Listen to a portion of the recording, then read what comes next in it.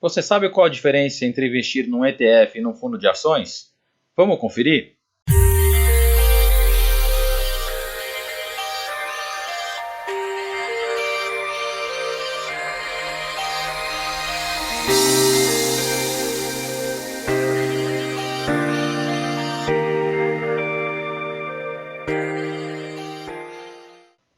Um ETF, como o próprio nome já diz, é um Exchange Traded Fund, ou seja, um fundo transacionado em bolsa. Em geral, ele tem como composição de ativos um portfólio que reflete algum índice de referência, como por exemplo o Bovespa ou o IBX. Né? No caso do Bovespa, nós temos um dos ETFs mais famosos e muito conhecidos no mercado, o BOVA11, que é um índice que tem exatamente os mesmos ativos que tem dentro do índice Bovespa, a exceção feita às taxas de administração pela gestão daquele fundo, que apesar de ser uma estratégia passiva, tem que ter um processo de gestão para poder manter os ativos nas suas ponderações corretas dentro daquele veículo de investimento. Na prática, no final de um ciclo de 1 ano, 2 ou 3 anos, a grande diferença entre a rentabilidade vão ser as taxas de administração cobradas pelo ETF, que não tem no caso no índice de referência, nem os custos transacionais também de comprar ou vender um papel, mas isso é relativamente baixo quando comparado com a rentabilidade anual que está sendo buscada através de um investimento passivo num índice de referência.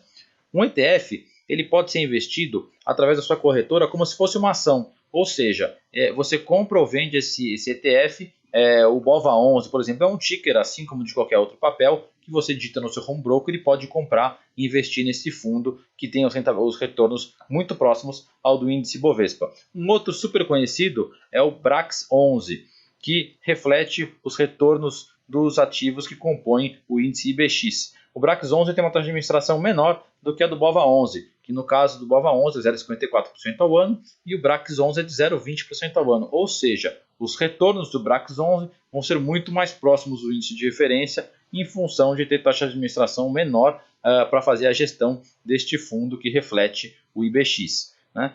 Assim como uma ação, como eu já havia dito, você consegue comprar e vender através do seu home broker e ter a liquidação da sua compra ou da sua venda no prazo de liquidação de uma ação. Ou seja, em 2 dias úteis você vai ter o seu dinheiro na conta se você precisar de liquidez.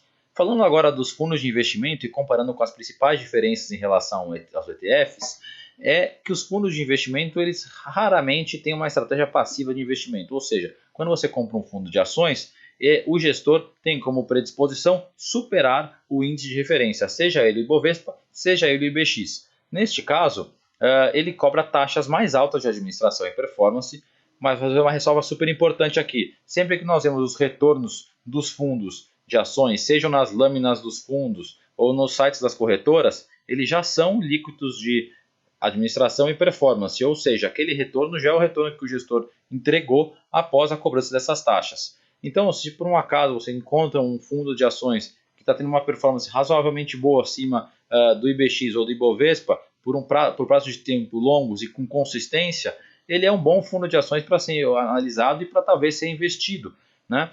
Uma vez que ele está cumprindo o papel dele de superar esses índices de referência. Por outro lado, se você encontra gestores que têm uma rentabilidade muito próxima do IBX ou do Ibovespa e cobram por isso, e as coisas às vezes nunca se distanciam muito na base mensal ou anual, ou seja, um ano aquele fundo sobe 10 enquanto a bolsa está estável, no outro ano ele cai 10 quando a bolsa está estável, às vezes é melhor buscar um investimento através de um ETF, porque a previsibilidade de retornos vai estar muito próxima ao do índice de referência ou do índice de ações, com muito menos variabilidade em relação àquele índice de referência. Os fundos têm uma especificidade em relação à liquidez. A grande maioria dos fundos de ações no mercado, eles têm prazos de resgate muito longos. Grande maioria aí na casa dos 30 dias corridos após a solicitação do resgate. Isso tem sido um grande problema para os investidores que às vezes querem ter uma possibilidade de sair do veículo com mais velocidade. Alguns outros trabalham com prazos reduzidos, então é importante pesquisar e identificar essas oportunidades em relação também à liquidação, uma vez que os ETFs conseguem ter liquidação em 2 dias úteis a partir do momento que você entra no seu home broker e dá ordem de venda para sair dos ETFs. Então aqui nós terminamos a nossa explicação entre as principais diferenças entre ETF e fundos de ações. Se ficar alguma dúvida, comenta abaixo, segue a nossa página, curte esse vídeo e até a próxima.